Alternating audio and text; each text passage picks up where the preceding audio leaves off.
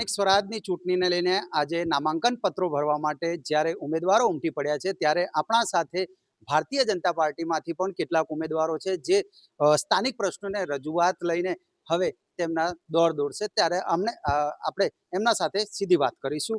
સ્થાનિક પ્રશ્નોની રજૂઆતને કેટલી વાચા આપશે? ગઈ વખતે પ્રથમ વખત અમારી 2 સીટ વોર્ડ નંબર 4માં આવી હતી.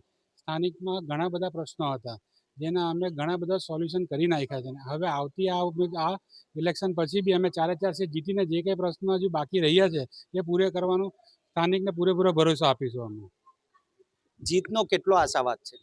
ખૂબ સરસ. જે રીતે અમે અમારું કામ કર્યું છે છેલ્લા 5 વર્ષમાં એ રીતે આવનારી આ ચૂંટણી છે એની અંદર અમને ખૂબ પ્રજા પર ભરોસો છે કે અમને સાથ સહકાર પૂરેપૂરો આપશે અને અમે આ વખતે 4 સીટો જીતીને લાવીશું. ખાસ કરીને યુવા ચહેરાઓને આ વખતે વધારે ધ્યાન દોર્યું છે ત્યારે પાર્ટી પક્ષ તરફથી પણ તમને સપોર્ટ કરવામાં આવી રહ્યો છે, એના વિશે શું કહેશો?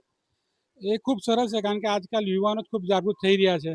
જેના લીધે કોઈ પણ જે કંઈ કામકાજ હોય યુવાનો સોશિયલ મીડિયા દ્વારા જે કંઈ રજૂઆત કરતા હોય છે એના લીધે પાર્ટી પણ હવે યુવાનો તરફ પ્રેરિત થઈ રહી છે કે કોઈ પણ પ્રશ્નોનો હલ યુવાનો આજકાલ તરત કરી શકે છે. જેથી કરીને યુવાનોને જે મહત્વ મળ્યું છે એ બદલ પાર્ટીને બી ખૂબ ખૂબ અભિનંદન અમે પાઠવીએ. આ હતા સ્થાનિક સ્વરાજ ચૂંટણીના ઉમેદવારો. હવે તેઓ પ્રશ્નને વાચા આપશે. સત્યા ટીવી ન્યૂઝ સુરજ પટેલ, કરણસિંહ સાથે, અંકલેશ્વર.